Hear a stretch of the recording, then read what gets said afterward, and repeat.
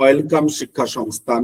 আজকের আলোচনার বিষয় প্রকল্প, এবং এই প্রকল্পের হচ্ছে অন্যতম আজকে আমরা আলোচনা করব ঐক্যশ্রী প্রকল্প। এর আগের আমাদের প্রকল্প নিয়ে সিরিজ আলোচনা চলছে শিক্ষা সংস্থানের পক্ষ থেকে। শিক্ষাশ্রী, কন্যাশ্রী ডিটেলস আমরা আলোচনা করেছি।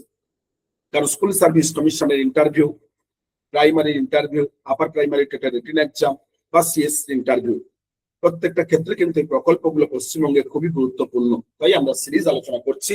এর আগের প্রকল্পগুলো শিক্ষাশ্রী, কন্যাশ্রীর লিংক আপনারা আমাদের ডেসক্রিপশন বক্সে পেয়ে যাবেন এই ভিডিওর শেষে।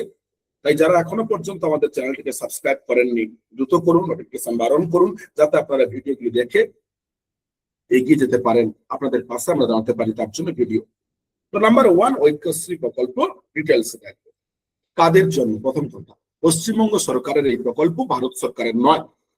তো মূলত পশ্চিমবঙ্গে যারা সংখ্যালঘু সম্প্রদায়, সংখ্যালঘু মানে মুসলিম, ইসলাম ধর্মাবলম্বী, যারা বৌদ্ধ, খ্রিস্টান, শিখ, পার্সি, জৈন, অর্থাৎ মেজর কারা না হিন্দু ধর্মাবলম্বী, সনাতনী, তাদের বাদ দিয়ে বাদ সবাই সংখ্যালঘু, তাদের ছাত্রছাত্রীদের জন্য এবং ছাত্রছাত্রীদের জন্য কিন্তু এই প্রকল্পটি। প্রথম কথা, এই প্রকল্পটি মূলত কি না এসবিএম সিএম এর আন্ডারে আছে। যে সকল সংখ্যালঘু ছাত্রছাত্রী 75%, ওকে, কিংবা বর্তমানে যেটা রয়েছে 60% নাম্বার পায়, তারা ঐক্যশ্রী পোর্টালের মাধ্যমে স্বামী বিবেকানন্দ স্কলারশিপ আবেদন করতে পারেন, যেখানে টাকার পরিমাণ অনেক বেশি। প্রতি মাসে 1000 থেকে 5000 টাকা পর্যন্ত বিভিন্ন ক্ষেত্রে স্কুল থেকে সেকেন্ডারি, হায়ার এডুকেশন, কলেজ লেভেলে এর টাকা সেভাবে বাড়তে থাকে।